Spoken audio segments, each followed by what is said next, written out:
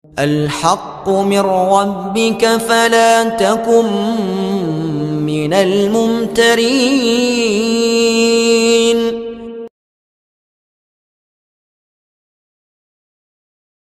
Dukun dakwah Al-Haqqu TV, pembangunan asrama, panti asuhan dan pondok pesantren Al-Haqqu, serta pembangunan Masjid Islami Center Al-Haqqu.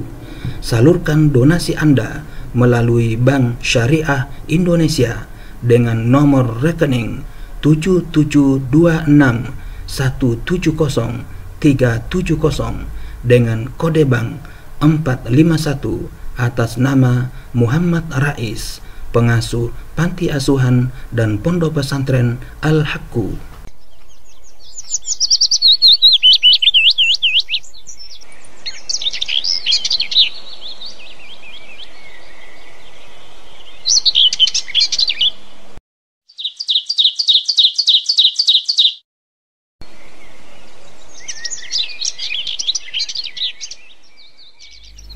Bismillahirrahmanirrahim.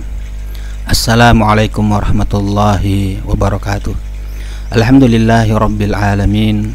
Wassalatu wassalamu ala rasulillah Muhammadin wa ala alihi wa ashabihi wa man tabi'ahuda ila yaumiddin, amma ba'd. Para sobat Al-Haqqu TV dimanapun Anda berada, alhamdulillah kita bersua kembali dalam rangka melanjutkan kajian Kamus Al-Quran, rujukan lengkap kosakata dalam Al-Quran. Kali ini kita telah sampai kepada kosakata yang ke-255, yaitu dinun. Lafaz din adalah isim mufrad dan jamaknya adalah adyanun. Ibnu Faris berkata, ia adalah jenis dan bentuk dari ketaatan dan kehinaan, dipinjam untuk menunjukkan makna syariat. Oleh karena itu Al-Kafawi memberikannya makna al-qadha, hukum dan syariat dan keadaan.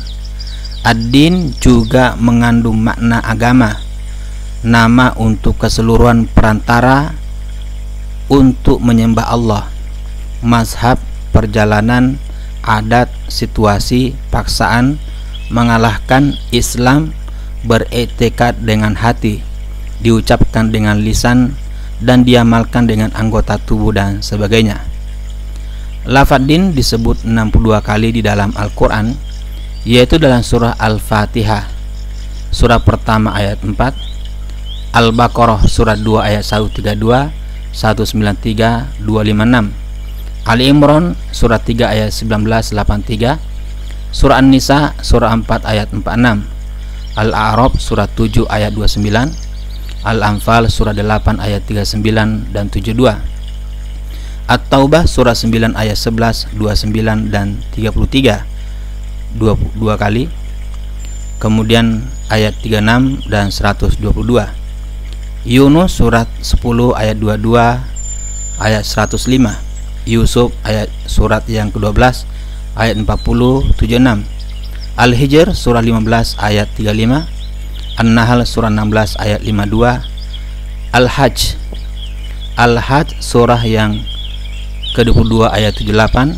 An-Nur surat 24 ayat 2, Asy-Syu'ara surah 26 ayat 82, Al-Ankabut surah 29 ayat 65, Ar-Rum surah 30 ayat 30 disebutkan 2 kali dan ayat 43, Luqman surah 31 ayat 32, Al-Ahzab surah 33 ayat 5, As-Saffat surah 37 ayat 20, Sad surah 38 ayat 78, Az-Zumar surah 39 ayat 2, 3 dan 11, Ghafir surah 40 ayat 14, Asy-Syura surah 42 ayat 13 disebutkan 2 kali dan ayat 21, Al-Fat surat 48 ayat 28 2 kali, Az-Zariyat surah 51 ayat 6 dan 12, Al-Waqiah surah 6 ayat 56, Al-Mumtahanah surat 60 ayat 8 dan 9, As-Saff surat 61 ayat 9 disebutkan 2 kali, Al-Ma'arij surat 70 ayat 26, Al-Mudassir surat 74 ayat 46, Al-Infitar surat 82 ayat 9, 15, 17, 18. Al-Mutaffifin surat 83 ayat 11, At-Tin surat 95 ayat 7, Al-Bayyinah surat 98 ayat 5 disebutkan 2 kali, Al-Ma'un surat 107 ayat 1, dan surah An-Nasr ayat 110 ayat 2. Lafadz din secara bersendirian disebut sebanyak 5 kali, yaitu dalam surah Al-Kafirun ayat 109, ayat 6 125, Al-Ma'idah surat 5 ayat 3, dan Al-An'am surat 6 ayat 161. Adapun lafadz dinukum disebut sebanyak 11 kali, yaitu dalam surah Al-Baqarah ayat 217, Al-Imran ayat 73, An-Nisa ayat 171, Al-Ma'idah ayat 3 disebutkan 2 kali, kemudian ayat 57 dan 77, At-Taubah ayat 12, Ghafir surah 40 ayat 26, Al-Hujurat surat 49 ayat 16, dan surah Al-Kafirun surat 109 ayat 6. Lafadz dinihi disebut 2 kali, yaitu dalam surah Al-Baqarah ayat 217 dan Al-Ma'idah ayat 54. Lafadz dinihim disebut 10 kali, yaitu dalam surah Al-Imran ayat 24, An-Nisa ayat 146, Al-An'am ayat 70, 137 dan 159, Al-A'raf ayat 51, Al-Anfal ayat 49, An-Nur ayat 25, 55 dan 32. Lafadz di ini disebut 1 kali, yaitu dalam surah Yunus, surah yang ke-10 ayat 104. Lafadz ad-din di dalam Al-Quran mengandung beberapa makna. Pertama, ad-din bermakna hari penghisaban dan pembalasan, al-jaza, seperti yang terdapat dalam surah Al-Fatihah. Surah Al-Fatihah ayat 4, Al-Hijr ayat 35, Asy-Syu'ara ayat 82, As-Saffat ayat 20, Shad ayat 78, Az-Zariyat ayat 6 dan 12, Al-Waqi'ah ayat 56, Al-Ma'arij ayat 26, Al-Mudassir ayat 46, Al-Infitar ayat 9, 15, 17 dan 18, Al-Mutaffifin ayat 11. Ibnu Qutaibah berkata, Yaumuddin adalah Yaumul Qiyamah, hari kiamat. Ia dinamakan demikian karena hari itu adalah hari pembalasan dan penghisaban, seperti ungkapan perumpamaan kama tadinu tudan, kama tadinu tudan. Maksudnya sebagaimana engkau akan dibalas dengannya, sebagaimana engkau perbuat engkau akan dibalas dengannya.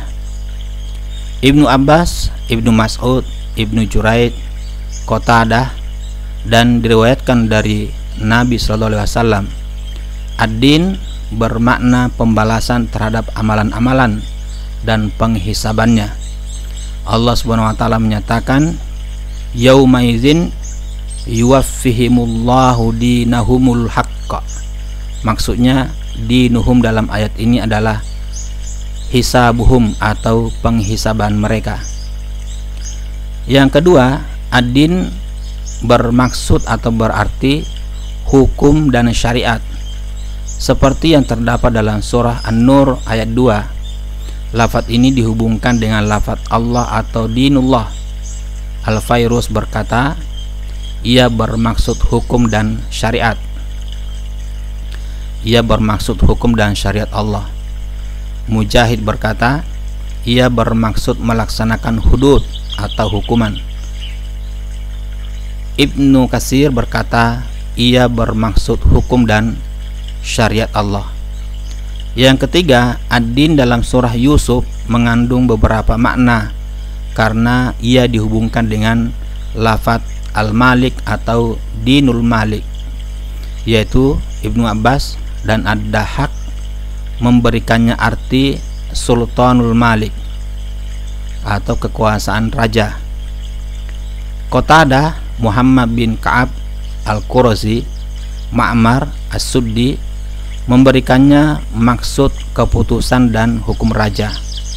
At-Tabari berkata, keseluruhan makna di atas saling berdekatan, karena barang siapa yang mengambil sebagian dari kekuasaan raja, maka ia melaksanakan apa yang diperintah dan ia ridho terhadap pelaksanaannya itu, selagi tidak melaksanakan di luar dari apa yang diperintahkan. Hal itu menjadi hukum kepadanya, dan hukum kepadanya adalah pelaksanaan dan keputusannya.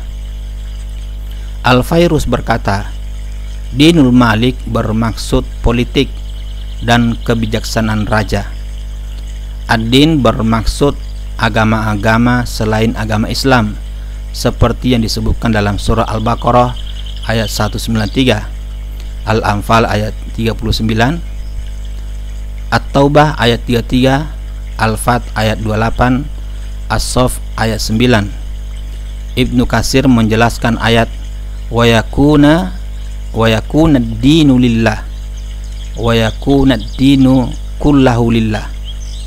Saya ulangi, Ibnu Katsir menjelaskan ayat wa yakuna ad-dinu lillah atau wa yakuna ad-dinu kullahu lillah, bermaksud atau berarti sehingga agama Allah menang atau sampai agama Allah menang dan tinggi dari semua agama.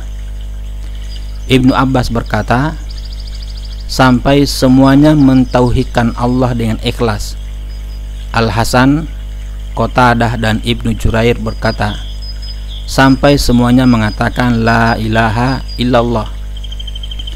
Muhammad bin Ishaq berkata, sampai mentauhidkan Allah dengan ikhlas, tiada di dalamnya kesyirikan dan mencabut segala macam Tuhan-Tuhan, seperti dalam hadis sahih dari Rasulullah SAW, di mana beliau bersabda, sesungguhnya Allah menghimpunkan untukku bumi dari timur dan barat, dan raja dari umatku akan menyampaikan atau menghimpunkan apa yang diberikan kepadaku daripadanya. Yang keempat, ad-din bermakna ketauhidan, syahadah, mazhab, jalan yang lurus, dan semuanya terhimpun dalam agama Islam, sebagaimana yang terdapat dalam kebanyakan makna untuk lafaz ad-din, dan ia diungkapkan dengan lafaz ad-dinul qayyim, terdapat dalam surah Ar-Rum ayat 30.